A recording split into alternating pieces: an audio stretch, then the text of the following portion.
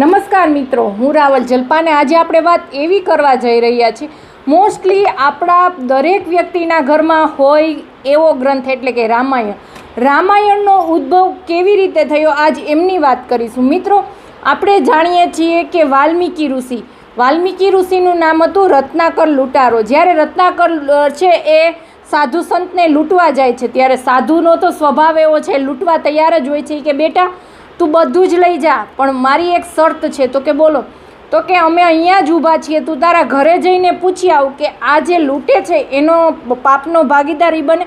એ કે કેમ નહીં, અવશ્ય એ લોકો માટે તો હું આ મહેનત કરું છું, પાપના ભાગીદાર બને જ ને. પણ એનો સ્વભાવ રહ્યો લૂંટેરાનો. એ કે નહીં, હું ત્યાં પૂછવા જાઉં ને તમે અહીંથી નાસી જાઓ તો કે ચાલ અમે તારી સાથે આવીએ. પછી એ સંત છે બધા એની સાથે જાય છે એમના ઘરે.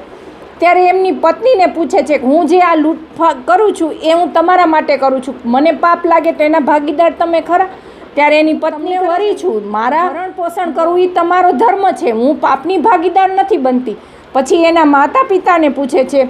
ત્યારે માતા પિતા એમ કહે છે કે અમે તો વૃદ્ધ થઈ ગયા, અમારું ભરણ પોષણ કરવું એ તારો ધર્મ છે, અમે આ પાપના ભાગીદાર ન બનીએ. ત્યારે એના બાળકને પૂછે છે. ત્યારે એનો બાળક પણ એવું કહે છે કે અમે પાપના ભાગીદાર ન બનીએ.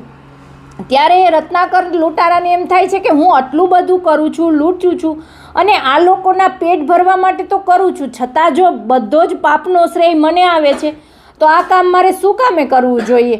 ત્યારે એ સંત ભેગો જાય છે અને એ રત્નાકર છે એ વાલ્મીકી ઋષિનો ઉદ્ભવ થાય છે. મિત્રો, કહેવાનો તાત્પર્ય એવો જ છે કે જેવા માણસને આપણે મળીએ ને એવી સોબત એવી અસર કહેવાય છે. ત્યારે જ કહેવાય છે કે સંતના સાનિધ્યમાં રહેવાથી ઘણું પ્રાપ્ત થાય છે. ધન્યવાદ.